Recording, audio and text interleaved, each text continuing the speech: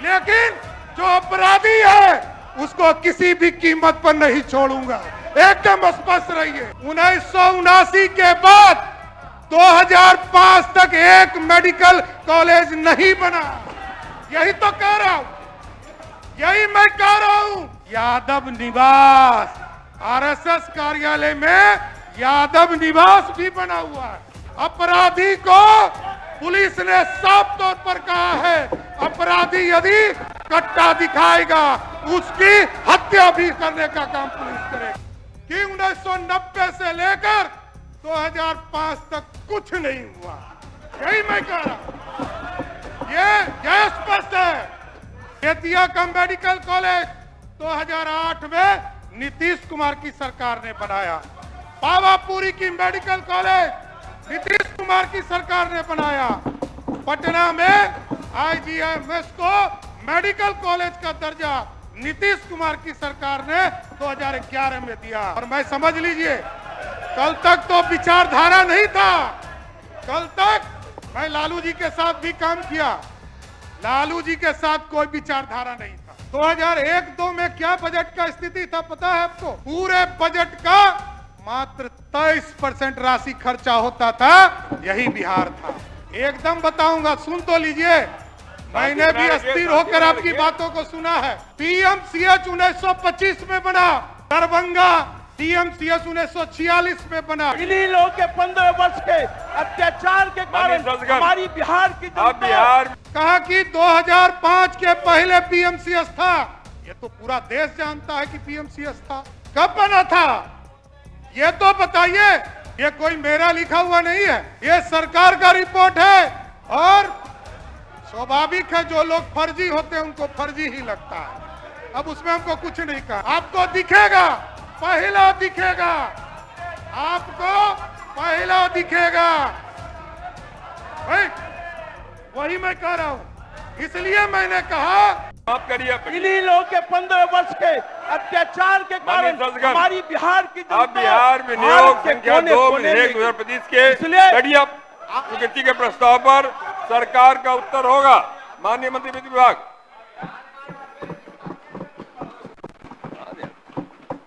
अध्यक्ष महोदय, बस खाली बैठे रहिएगा तो अच्छा लगेगा, जाइएगा नहीं खाली। मांगे नहीं। आज बिहार विनियोग संख्या 2 विधेयक 2025 को स्वीकृति के लिए अध्यक्ष महोदय लगभग 10 माननीय सदस्यों ने अपने विचार रखे और 28 तारीख से ये सदन चल रहा है। महामहिम राज्यपाल के संबोधन के बाद हम लोगों ने 3 मार्च को राज्य में 2025-26 के लिए वित्तीय बजट का उपस्थापन किया और आज हम विनियोग के तौर पर एक तरह से चाबी लेने आपके बीच में आए हैं कि पूरा सदन की सहमति से चाबी मिले और बिहार के विकास की गति को हम आगे बढ़ाने का काम कर सके। आज बिहार में, देश में आदरणीय प्रधानमंत्री आदरणीय नरेंद्र मोदी जी के सबका साथ, सबका विकास, सबके विश्वास और सबका प्रयास और बिहार के लोकप्रिय मुख्यमंत्री आदरणीय नीतीश कुमार जी के संकल्प न्याय के साथ, विकास के साथ बिहार आगे बढ़ रहा है। इसमें इस बजट का अहम भूमिका होने वाला है। और आपको अध्यक्ष जी याद होगा, नीतीश कुमार जी के नेतृत्व में जब पहली बार, और आप तो उसके संयोजक ही रहे, 2004-05 का जो अंतिम बजट आया वो 23,885 करोड़ रुपया था। और आज 2025-26 में जब 3 मार्च को हमने बजट पेश किया तो 3,17,000 करोड़ का बजट हम लोगों ने पेश किया।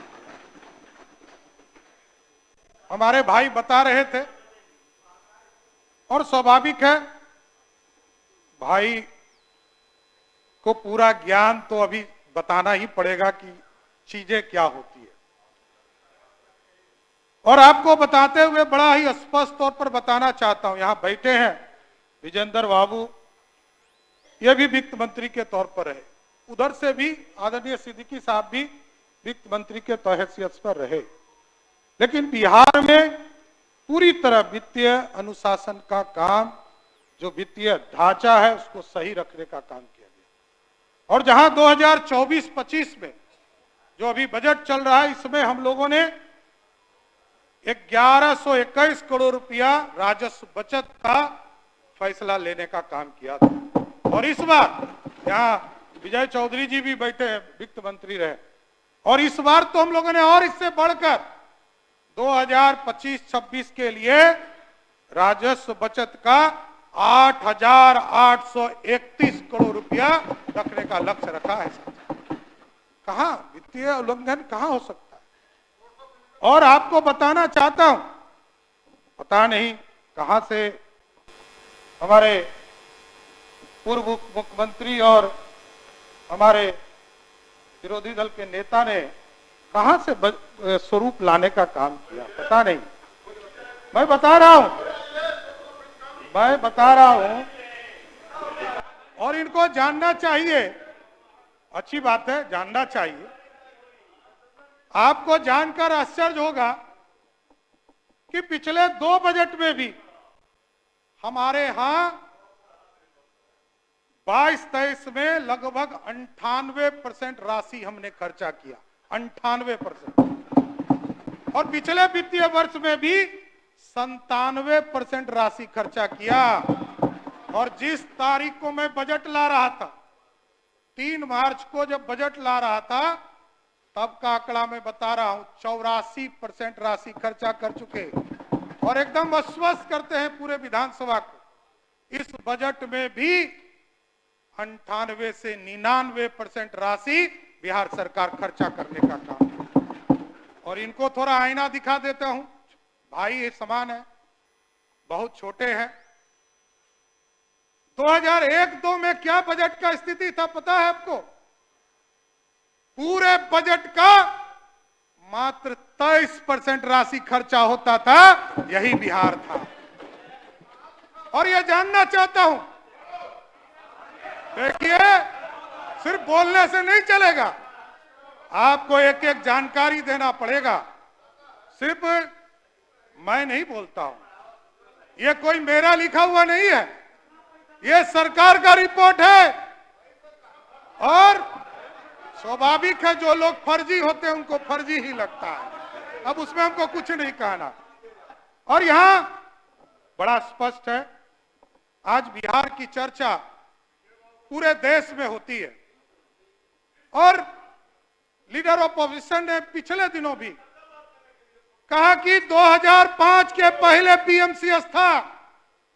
ये तो पूरा देश जानता है कि पीएमसीएस था, कब बना था ये तो बताइए। पीएमसीएच मैंने बताया, मैं बता रहा हूं, एकदम बताऊंगा, सुन तो लीजिए। मैंने भी अस्थिर होकर आपकी बातों को सुना है। पीएमसीएच 1925 में बना, दरभंगा डीएमसीएच 1946 में बना, और नालंदा मेडिकल कॉलेज 1970 में बना। जवाहरलाल नेहरू कॉलेज जो है एनएमसीएच वो 1970 में बना, और एएनएमसीएच 1979 में बना, और श्री कृष्ण मेडिकल कॉलेज मुजफ्फरपुर 1979 में बना। 1979 के बाद 2005 तक एक मेडिकल कॉलेज नहीं बना। यही तो कह रहा हूं, यही मैं कह रहा हूं कि 1990 से लेकर 2005 तक कुछ नहीं हुआ, यही मैं कह रहा हूं। ये स्पष्ट है। और 2005 के बाद आपको जानकर आश्चर्य होगा, बेतिया का मेडिकल कॉलेज 2008 में नीतीश कुमार की सरकार ने बनाया। पावापुरी की मेडिकल कॉलेज नीतीश कुमार की सरकार ने बनाया। पटना में आईजीएमएस को मेडिकल कॉलेज का दर्जा नीतीश कुमार की सरकार ने 2011 में दिया। 2019 में पूर्णिया में मेडिकल कॉलेज खोलने का काम किया गया। 2020 में मधेपुरा में मेडिकल कॉलेज खोलने का काम किया। और ये आरोप लगाते हैं मैं जातियों पर राजनीति नहीं करता हूं, एकदम स्पष्ट रहिए।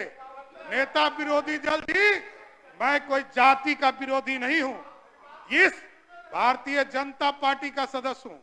और मैं, समझ लीजिए, कल तक तो विचारधारा नहीं था, कल तक मैं लालू जी के साथ भी काम किया, लालू जी के साथ कोई विचारधारा नहीं था। और हमारे भाई ने पूछा कि कभी संघ कार्यालय गए हैं, नागपुर गए हैं। अरे हम तो ये पूछना चाहते हैं, आपके आदरणीय पिताजी जब मुख्यमंत्री बन रहे थे तो चिट्ठी लेने नागपुर गए थे? और जिस दिन, मैं आपको कहता हूं, जिस दिन आप आरएसएस के संघ नागपुर कार्यालय जाइएगा उसी दिन आपका किस्मत खुल जाएगा। और वहां जाइएगा, आपको दिखेगा, पहला दिखेगा, आपको पहला दिखेगा। वही मैं कह रहा हूं। इसलिए मैंने कहा कि जब आरएसएस के संघ कार्यालय जाइएगा तो आपका इसलिए किस्मत खुलेगा, तो घुटने के साथ आपको दिखेगा यादव निवास। आरएसएस कार्यालय में यादव निवास भी बना हुआ है। कोई दूसरा सभी वर्गों की चिंता करता है। और इसी भारतीय जनता पार्टी जनसंघ जब तक स्वरूप में था साथियों, इसी प्रदेश में पूरे आप ही के समाज के लोग इस पार्टी को खड़ा किए हुए थे। यहाँ बैठे हैं नंद किशोर जी, लगातार आगे खड़ा करने का काम किए।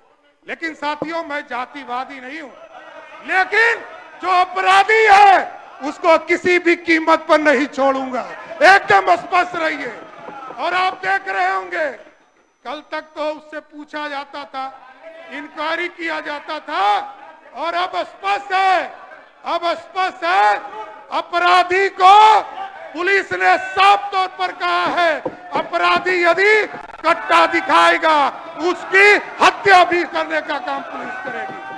अब कहां है पुलिस? साफ काम कर रही। इसलिए साथियों,